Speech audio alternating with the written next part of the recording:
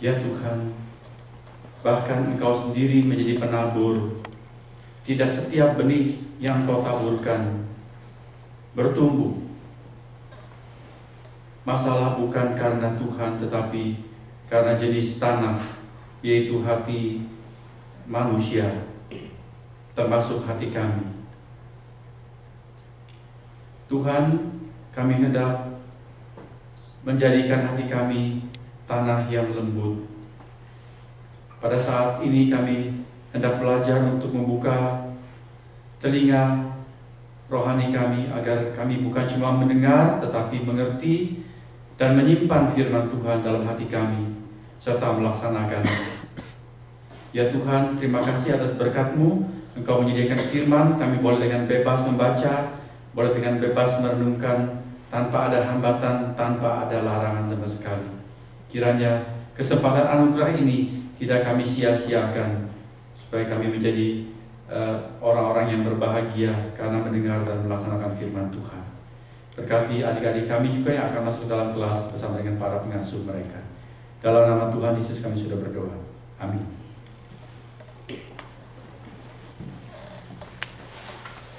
Marilah kita membuka Alkitab kita di kitab Kejadian pasal yang ke-50. Kejadian pasal yang terakhir, kitab yang pertama, pasal yang terakhir, ayat 15 sampai dengan ayat yang ke-21.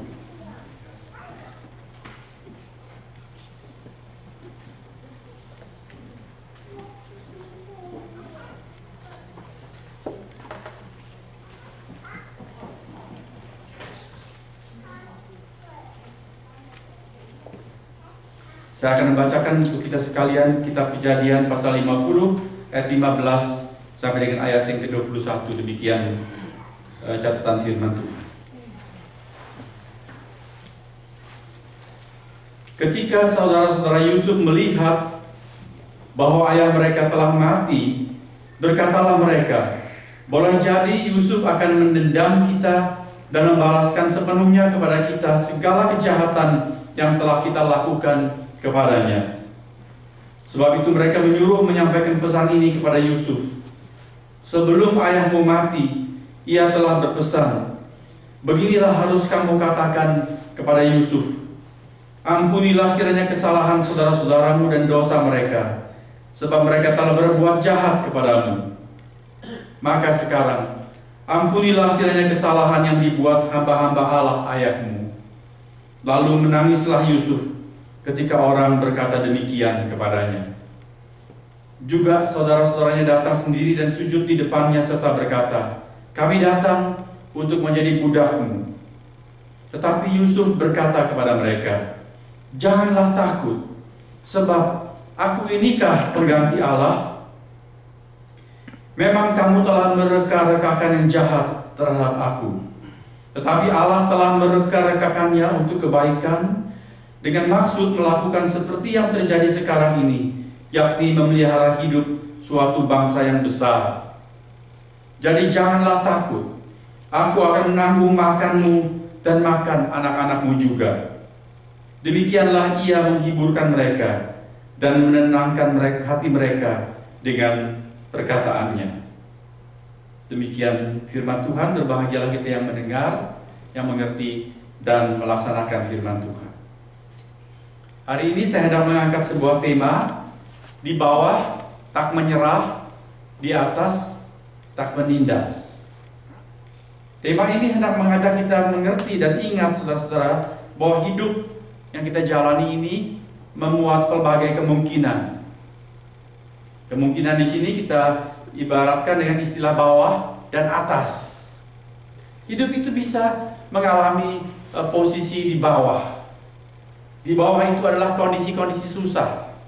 Kita bisa kehilangan kesehatan, kita bisa kehilangan pekerjaan, kita bisa mengalami kesulitan ekonomi, sampai membuat kita sangat frustrasi sekali. Kita bisa mengalami musibah, kita bisa mengalami tekanan-tekanan emosi di dalam keseharian kita, di tengah rumah tangga, ataupun di dalam pergaulan. Orang bisa mengalami difitnah, dan itu sangat menyakitkan sekali. Bagaimana kalau kita mengalami musibah, saudara-saudara? Seperti bencana kalau terjadi, dia tidak pernah pakai permisi dan tidak memberitahukan lebih dahulu. Tiba-tiba saja dia datang. Seperti kalau gempa bumi, ya sekarang memang ilmu dikatakan begitu hebat bisa tahu akan ada gempa, tetapi untuk manusia pada umumnya itu adalah sebuah kejutan, sesuatu yang tiba-tiba saja. Kemarin dulu saya membaca di posting dari majalah Kabari, orang-orang Indonesia yang mengalami gempa bumi di Jepang.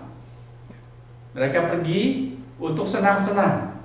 Ada sekian ratus orang dari Indonesia, kalau nggak salah sekitar 250. Mereka yang mendapat bonus karena mereka berhasil mencapai target di dalam bisnis.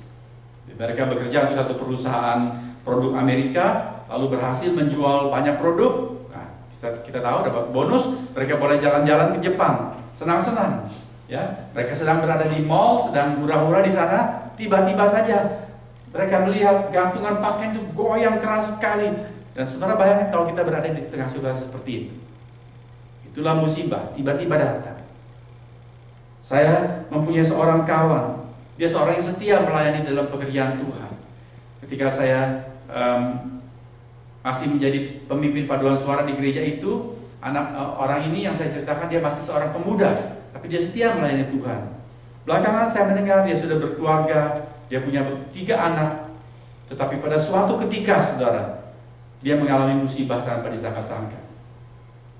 Ketika dia melangsungkan perkabungan, dia harus memakamkan sekaligus 3 peti mati, 1 istri dan kemudian 2 anak dari 3 anaknya itu. Istrinya dengan 2 anak hari itu pergi seperti biasa di Jakarta, kemudian melintas satu pintu kereta api. Di depannya ada satu angkot sudah masuk, dia ikut masuk juga. Tidak tahunya palang kereta sudah ditutup di depan, dan di belakang sudah ada mobil lagi. Dia tidak keburu turun dari mobil, dihajar oleh kereta api itu, diseret ratusan meter. 3 orang anggota keluarga sekaligus tewas. Kalau kita mengalami keadaan seperti itu, bagaimana? Itu adalah saat-saat ketika manusia mengalami posisi di bawah. Orang sakit tidak perlu tunggu sampai dia kepala 6, kepala 7 umurnya. Anak muda umur 25 juga bisa tiba-tiba ditemukan sakit kanker. Betul? Bagaimana kalau kita mengalami keadaan-keadaan di bawah seperti itu?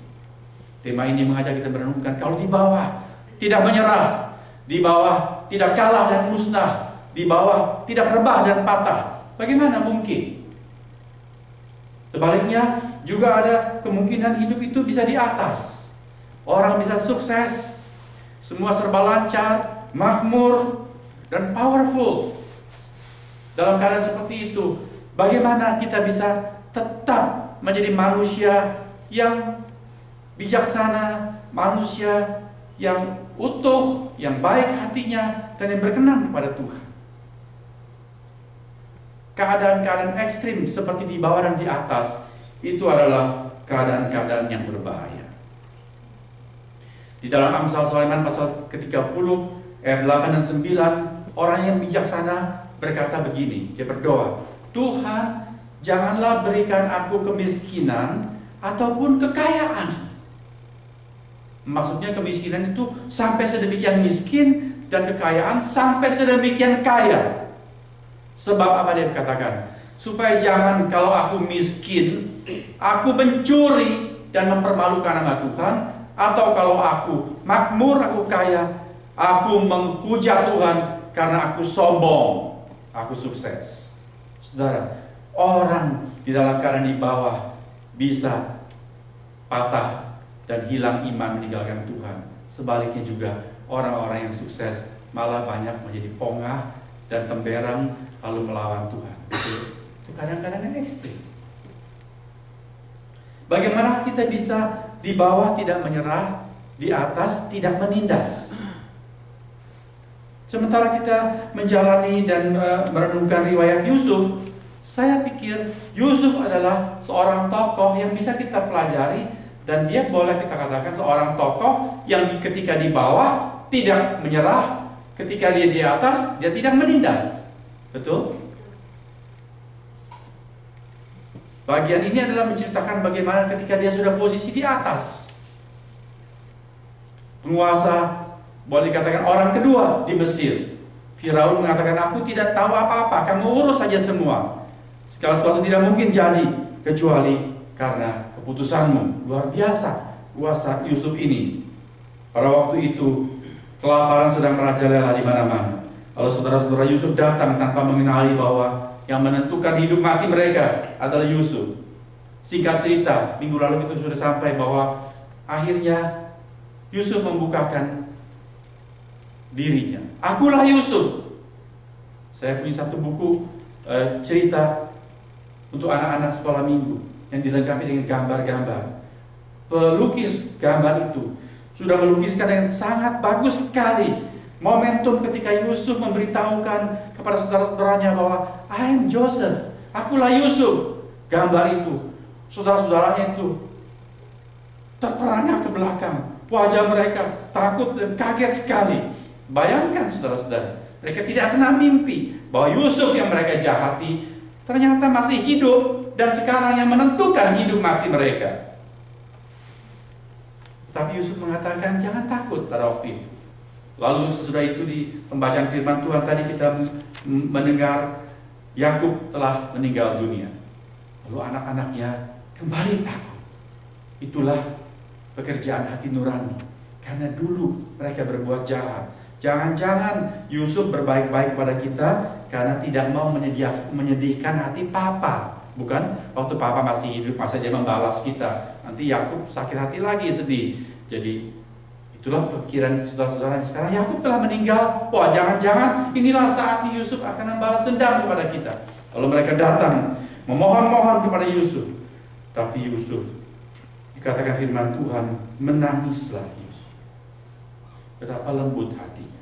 Ketika di atas, dia tidak mentang-mentang aku sekarang sedang berkuasa. Tidak. Begitu lembut hatinya. Lalu dia berkata, janganlah takut. Dan dia mengampuni saudara-saudaranya. Dia sudah mengampuni dan selalu mengampuni. Dia tidak menindas. Itulah contoh orang ini di atas tidak menindas. Bagaimana ketika dia di bawah? Tidak perlu kita panjang lebarkan. Kita tahu bahwa dia tidak rebah, tidak patah. Kalau dia sudah kalah waktu dia di bawah, dia tidak sampai di sini. Tidak sampai di puncak kekuasaan. Betul saudara-saudara? Dia tidak patah. Bagaimanakah kita bisa mengalami hidup seperti Yusuf? Dalam keadaan apapun, kita selalu tegak, tegar, tabah. Apa rahasianya? Firman Tuhan tidak eksplisit mencatat bagaimana Yusuf melewati hari-hari berat. Semuanya hanya tersirat saja, hanya implisit. Jelas bahwa Yusuf selalu connect dengan Tuhan. Ini satu prinsip yang kita harus mengerti. Untuk bisa dapat di bawah tidak menyerah, di atas tidak menindas, seseorang harus selalu connect dengan Tuhan. Tetapi Alkitab tidak menjelaskan bagaimana wujud-wujud Yusuf connect dengan Tuhan. Alkitab hanya memberitahukan bahwa Yusuf disertai Tuhan. Dia disusahi oleh saudara-saudaranya, dibuang sebagai budak, dijual sebagai budak maksud saya. Tetapi Alkitab mencatat, tapi Tuhan menyertai Yusuf. Di rumah Potifar, sang jenderal itu, Tuhan menyertai Yusuf. Di rumah itu dia digoda supaya berbuat dosa, tetapi Yusuf menolak. Dengan tegas dia melawan. Akibatnya dia dijebloskan ke penjara, difitnah, diputar balik keadaannya. Tetapi Tuhan menyertai Yusuf. Dia dilupakan oleh orang yang dia tolong terjemahkan mimpinya. Tetapi Tuhan menyertai Yusuf. Firman Tuhan cuma mengatakan itu. Saudara, marilah kita menggali apa artinya Tuhan menyertai Yusuf, waktu Yusuf disertai oleh Tuhan. Saya hendak mengajak saudara-saudara membaca surat Ibrani pasal yang ke-11.